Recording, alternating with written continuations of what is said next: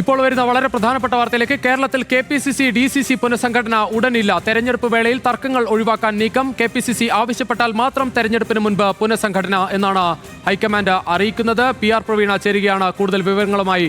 PR Praveena, എന്തായാലും AICC ഒരു പ്രശ്നം ഈ തെരഞ്ഞെടുപ്പിന് മുൻപ് ഉണ്ടാക്കാൻ ആഗ്രഹിക്കുന്നില്ല. കേരളത്തിൽ വീണ്ടും ഒരു പ്രശ്നം കോൺഗ്രസുകാർക്കിടയിൽ ഉണ്ടാക്കാൻ AICC ആഗ്രഹിക്കുന്നില്ല. മാത്രമല്ല, നിർണായകമായ തെരഞ്ഞെടുപ്പാണ്. അത് തദ്ദേശ തെരഞ്ഞെടുപ്പായാലും നിയമസഭാ തെരഞ്ഞെടുപ്പായാലും കോൺഗ്രസിനെ സംബന്ധിച്ച് ജീവൻ മരണ പോരാട്ടവുമാണ്. ഈ സാഹചര്യത്തിലാണ് ഇത്തരത്തിലൊരു തീരുമാനമെടുത്തിരിക്കുന്നത്. ഇതിനോടകം തന്നെ നിരീക്ഷകരെ അടക്കം അയച്ച് ഇവിടുത്തെ സ്ഥിതിഗതികൾ വിലയിരുത്തിയിരുന്നു. അതിനുശേഷമാണ് തെരഞ്ഞെടുപ്പ് നടക്കുന്ന കേരളം ഉൾപ്പെടെയുള്ള സംസ്ഥാനങ്ങളിൽ പുനഃസംഘടന ഉടൻ വേണ്ട എന്നുള്ള തീരുമാനത്തിലേക്ക് എത്തിയത്. തെരഞ്ഞെടുപ്പ് കഴിയും വരെ അത് മാറ്റിവെക്കാനാണ് തീരുമാനം. ഇനി കേരളം ആവശ്യപ്പെട്ടാൽ പുനഃസംഘടനയിലേക്ക് പോകാം എന്നുള്ളൊരു നിലപാടും എടുത്തിട്ടുണ്ട്. പാറ്റ്നയിൽ ചേർന്ന പ്രവർത്തക സമിതി യോഗത്തിലാണ് ഈ തീരുമാനം കൈക്കൊണ്ടിരിക്കുന്നത്.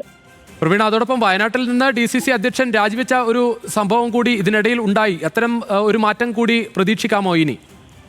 തിരുവനന്തപുരത്തും ഇപ്പോൾ DCC അധ്യക്ഷന്റെ താൽക്കാലിക ചുമതലയാണ് മുതിർന്ന നേതാവിന് നൽകിയിരിക്കുന്നത്. അതുപോലെ തന്നെ വയനാട്ടിലും അതുപോലെ മുതിർന്ന നേതാവിന് ചുമതല നൽകാനാണ് സാധ്യത. പക്ഷേ പുതിയതായി ഏതെങ്കിലും തരത്തിൽ നിയമിച്ചു കഴിഞ്ഞാൽ ഉണ്ടാകുന്ന പ്രശ്നങ്ങൾ തമ്മിൽ തല്ല് ഇതൊക്കെ നേതൃത്വം കാണുന്നുണ്ട്. ഇക്കാര്യത്തിൽ KPCC ആവശ്യപ്പെട്ടാൽ ഈ രണ്ടിടങ്ങളിലും പുതിയ അധ്യക്ഷന്മാർ വരും. അല്ലെങ്കിൽ താൽക്കാലിക ചുമതല മുതിർന്ന നേതാക്കൾക്ക് നൽകി പ്രശ്നപരിഹാരം താൽക്കാലികമായി കാണും. ശരി പ്രവീണ.